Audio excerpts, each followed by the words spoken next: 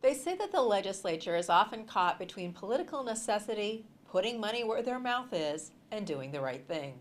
Voting with the House Majority Caucus to pass an operating budget with the largest cuts in state history, Representative Shelley Hughes is hoping to leverage the dollars that will be placed in the capital budget.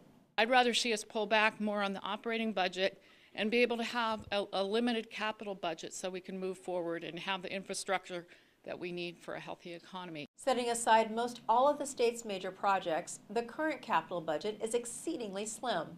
The will doesn't seem strong to add a lot of meat to its bones anytime soon. There are some major projects, infrastructure projects, that are very important to the state overall, for our economy, for the private sector, health of Alaska. And the governor put forward an administrative order to halt the projects, to review them, to decide whether they would go forward. Several of the largest projects that the state has on its to-do list are roads.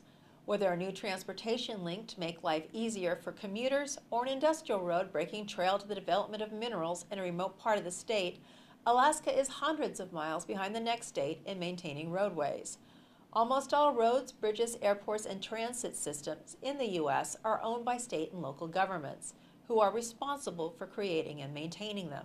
It was right for the governor, I believe, to stop and look at them, but one of the things we have to consider is what may have to be paid back to the federal government. Representative Hughes has another concern about second-guessing line items in the capital budget that have a counterpart in the federal budget. The Congress looks at Alaska and realizes we don't have a dedicated transportation fund like all the other states.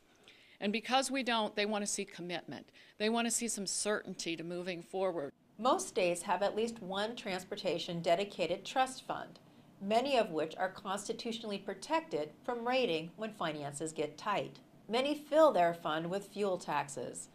Alaska has the lowest gas tax in the country. We pay around 8 cents a gallon, while everyone else pays around 30. We are the only state with no transportation dedicated trust fund and no restrictions on how transportation-derived revenues can be spent. Previous legislatures have considered bills to dedicate a transportation infrastructure fund from state fuel taxes and registration fees, but their efforts have never been successful. Hughes is concerned that being wishy-washy on funding transportation projects, in particular, could lead to fewer funding opportunities in the future. It gives the wrong message, and if our Alaskan delegation in D.C. is going to be able to help us get what we need for infrastructure projects, it's really important that we show commitment.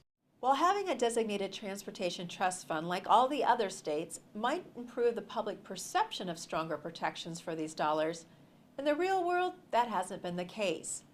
Nationwide, we've discovered that one of two things happen. When state budgets struggle, raids on flush transportation trust funds occur regularly.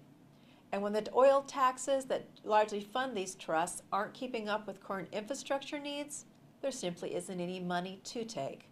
Reporting in Juneau, I'm Dorene Lorenz.